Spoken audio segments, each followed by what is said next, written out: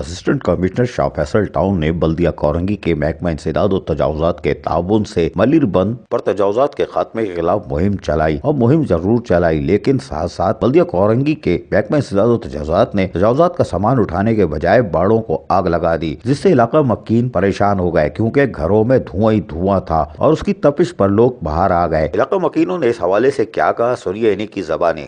یہ ٹون کی جتنی بھی ٹیم تھی وہ ٹون والے اور ٹون کی ٹیم تھی، ایس ڈی ایم تھا، وہ ساتھ تھے سارے کے سارے، انہوں نے یہاں پر آگے آگ لگائی کسی کو اطلاع کیے بغیر، انفارم کیے بغیر۔ اس کے علاوہ اس آگ کی شدت آپ دیکھ لیں، یہ لاکھوں کا مال وہ صرف جلا کے چلے گئے۔ کس قانون کے تحت، کس آئین کے تحت انہوں نے یہ آگ لگائی ہے؟ اتنی اٹھوٹی ان کو کس نے دی ہے؟ اگر کوئی بندہ جل جائے اس کے اندر، اس کا قصوروار کون ہے؟ پورے بندے کسی کا نام بتائیں گے؟ نام تو سر خیر اب تو ٹوٹل ٹون کی ٹیم تھی، ایس ڈی ایم کے بندے تھے، اس کے علاوہ ہم نام سے تو واقف نہیں ہیں کیونکہ ہم یہاں موجود نہیں تھے موقع واردات پہ۔ یہ باڑے آپ توڑوا رہے ہو تو اس کو آپ صفائی بھی کرو۔ آگ لگانے کا تو کوئی سلسلہ تھا ہی نہیں اس میں۔ یہ آگ کس نے لگائی ہے؟ یہ سارے بلدیہ والے گئے آگ لگانے کے لیے۔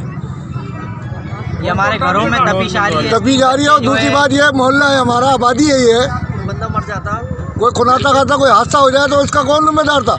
آگ لگانے کا تو گورنمنٹ کا کسی میں حق ہی نہیں ہے۔ کوئی اطلاع دی جاتی ہے، کوئی مال ضبط کر لو۔ اور ہم نے یہ بات ضرور بولی آپ اس کو توڑو، لیکن یہ آتے ہیں توڑنے کے لیے دوبارہ یہ بن جاتے ہیں۔ اسسٹنٹ کمشنر شاہ فیصل ٹاؤن اور بلدیہ کورنگی کے محکمہ انسداد و تجاوزات نے کارروائی تو کر دی، لیکن کیا ملیر ندی میں موجود کھیل کے میدان ہو یا بینگلوز، وہ کیسے بچ گئے؟ یہ اہل محلہ کا سوال ہے کہ مخصوص اور غریب باڑے والوں کے خلاف تو کارروائی کر لی گئی، لیکن طاقتور لوگوں کے خلاف کارروائی کرتے ہوئے اسسٹنٹ کمشنر شاہ فیصل کیا بلدیہ کورنگی کا محکمہ انسداد و تجاوزات کیوں آنکھیں بند کر لیتا ہے؟ عزیز عارف، KBS بلدیاتی نیوز، کراچی۔